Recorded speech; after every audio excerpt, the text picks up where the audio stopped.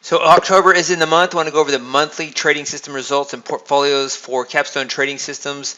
These are the results through October the 30th, 2020. Disappointing month. We anticipated a better month than this. One of the things I've noticed here is I've highlighted the red cells, the negative months in red, and so that gives you a quick analysis. Appreciate the heads up on how to do that from one of my client subscribers. And so good addition to the portfolio calculator. You can see the negative months in red. January, no losing months. March, no losing months. And November, no losing months. I've said that we don't have enough Novembers to be statistically significant, but in terms of seasonality, I didn't anticipate 2020 after the pandemic started to be seasonal, but it kind of has anyways. Interesting to see July. Both Julys the last 2 years have been down 13K, and then August's have been big rebounds, and then September, not much. This year, October's disappointing. October of 2016 was also down. So maybe that's a new pattern we have to look for. Pre-election is not going to be that good. October 2016 was not good. October 2012 was good. And so talking about the election months in October 2008, 152.80. So not good. Really seems like a one-off month to me. I feel a lot like I did in July with this pattern in the market, just really extreme. Let's look at the Nasdaq today. The reason to look at the Nasdaq is it exacerbates the moves. If you look at, this market is down, and you just feel this floor coming in. It won't extend. The first part of the move is real fast, first hour and a half, and then it chops. This pattern keeps happening. It's very hard to trade a gap continuation and then reverse, no extension. And so this end of the day rally, really, if you look at it from, this is basically in a 100, right around 150 point range from, this time frame forward. From after the first hour and a half trade, it's just basically in a 150 point range, back and forth, really, really extreme. Right here, this doesn't look like a big move, but it is high 11.11 all the way down to, this 50 points in the Nasdaq. That's $1,000 a contract. That's a lot, and just really choppy. So the scale, because this range is so big, this doesn't look like a big deal. But these little moves in here are a lot of points, a lot of percentage points. So the low is 10,968, high is 10.99. There's 30 points right there, real quick on 1 minute chart. So it's been a tough month, and we are down in the All Strategy Access portfolio, 84.47.50. But like I said, this reminds me of the end of the way July felt. It was really frustrating trading, really back and forth, really choppy, and then big bounce in August. And so we've had 2 challenging months. They're not big losing months, but they're down. And so minus 84.47.50, and no losing November. So that's nice. Let's look at the rest of the portfolios, and then we'll go over. Let's look at the drawdown curve. So we're at a $20,000 drawdown. We like to get in on drawdowns, and it's especially nice at the end of a month. An end of month drawdown is even better than an intra-month drawdown, in my opinion. Markets tend to change modes on a monthly basis, so not always. It's not a sure thing, but I see patterns in the market that they just change on the month, and so we see that coming in potentially to November. I believe in mean reversion of price, but also believe in mean reversion of market behavior. And so for chop leads to trend, and trend leads to chop. And so we've had a lot of chop, and I anticipate some trend now. But we're managing the risk. We're trading what we have. We're not at a worst case drawdown in the all 77, and we've had a slow drawdown. Stock index portfolio 2020, 19 systems, near worst case drawdown as well, $4,500 away, down 14K this month. You have some big losing months. It hasn't had a losing November since, I guess, 2010. So the last 2010 through 2019 have been winning so far this decade. In the past decade, it's been winners. And here's the drawdown curve, very cyclical, ready for a bounce. But a steep down month in the stock index portfolio. 2019 system, 36 systems, same thing, and 22K out of 42K, and it's down 10K on the month. Has not had a losing November since 2010. And let's look at the drawdown curve. You know, this is a stock index, so it's not as many markets, so it's a little more sloppy. So let's look at the 200K portfolio. It's in a 19 out of 26 5K drawdown, down 15, 687.50 on the month, big losing month. No losing Novembers, so that's positive. That's something that's a little bit encouraging.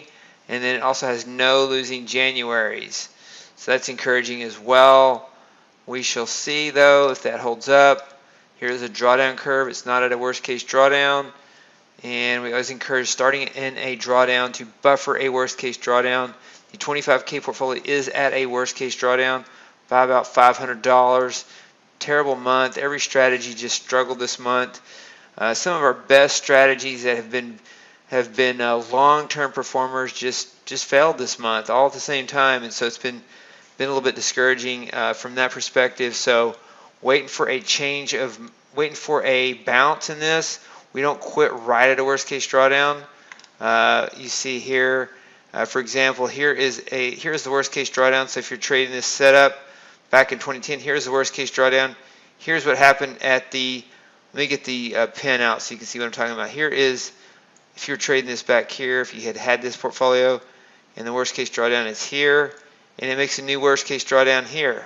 So now we have this worst case drawdown. Will it bounce? We'll see. It can be tricky sometimes. We have a diverse group of strategies, and so we have reason to believe that there could be some clarity next month with the election out of the way. The market really seems to want to rally, regardless of whether it should. Micro stock index portfolio, $1,200 away per micro from a worst case drawdown, down 760 on the month. And let's see, hasn't had a losing month since 2010 in November, and it's just been kind of same thing here, same as July. This just felt like a lot like July. The way July ended, the last several days, the last 2 weeks have been just choppy. We had a couple of good trend days, and then just major chop the rest of the time. Big month in August to make 5,000 per micro. Sideways for a couple of months. These things are cyclical, so we're looking for another good month in November, December, and a strong January, February, March. It tends to be the strongest time of the year, really, November through March in this portfolio, based on, if you look at the January through March time frame, the last few years, 2018 through 2020, you see that. You also see what happened in 2018 and 2019 in November, December. So keep in mind, these are micros. You can multiply by 10 to trade the minis instead of the micros, and the full size gold contracts to the micros. So optimistic about that. 100K day trade portfolio made an equity peak recently, 2 days ago, down. It actually had a drawdown the last couple of days and went into minus 762.50, but huge. It's never had a losing November. So big November in 2019. Not a guarantee to make 2020's November the same way, but optimistic, something positive to look forward to. Liquid day trade portfolio. It's in a 16 out of 24K drawdown, down 92.75 on the month, and looking forward to next month. It's had some solid Novembers since 2015. Very, very solid. So liquid day trade portfolio. Let's look at the drawdown curve. And this one's affected a little bit by SR counter trend. We'll go over SR counter trend portfolio. So the SR counter trend portfolio, SR counter trend 234, near a worst case drawdown. And this has been a culprit. This strategy has been a culprit. Look how strong this was during the pre-pandemic, really. January, February, March, and since the pandemic, this pattern has struggled. There's a lot more sharper V patterns, and it's just been harder to trade this. Haven't quite found an adjustment yet. I'm working on it, but it's hard to sometimes adjust some of these strategies and to find the best solution for the market. And it's not an instantaneous thing where you can just run the optimization tool with haphazard, be haphazard about it. But you see this slow drawdown, and just really kind of a change in the market, the way this strategy trades the market. The market has changed in such a way that it's hard to trade this strategy, down 14.6 on the month. And so we're really looking hard at this one, trying to figure this one out, trying to make an adjustment. Finding a strategy to catch V reversals is very hard, and still working on that though. So that's the update on the month. The final trades on the day, we went over those earlier, and tick count trend did well today, shorting those rallies. Kind of the opposite of gap continuation. Gap continuation got chewed up really bad, 2019 version.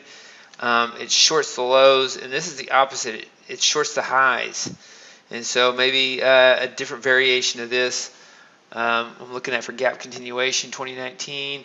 Wait for a little bit of a bounce, especially on the $300 stop loss. The $700 stop loss also got stopped out. AT 2020 NQ break even stop on the day on that strategy. Cobra 3 NQ. Yeah, just these, it rallied and we got stopped out, and then it sold off, and then it rallied again. So we would have gotten out, I guess, here anyways, had it not gotten stopped out. So just a frustrating market to trade. We talked about the propping up of this market that we see. Gap continuation really got chewed up. We talked about earlier today, 7 losses today, pretty extreme. Even for gap continuation. And the ES, all strategy access ES. Cobra 3 ES 15-minute. Thought we might take this down into the close, as it should have, in my opinion. It should have sold off, but they rallied it. Buy the dipper stepped in, dip buyer stepped in, rallied it 42, 50, nearly 50 points from low to high. From that high to that low. In the last 45 minutes, they rallied at about 50 S&P points. Pretty extreme for it to just chop all day and then rally 50 points right there. But that's what happened. And so adaptive moving average minus 1825, Cobra 3 E-mini S&P minus 625. 60-minute breakout short did good. Captured this move, plus 975. Disappointed that it did not capture this move. Thought it would capture this move. Did not capture that.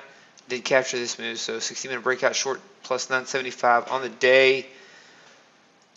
After hours ES minus 725 after a good trade the previous night. Gap fill master, small profit, plus 175 on that trade.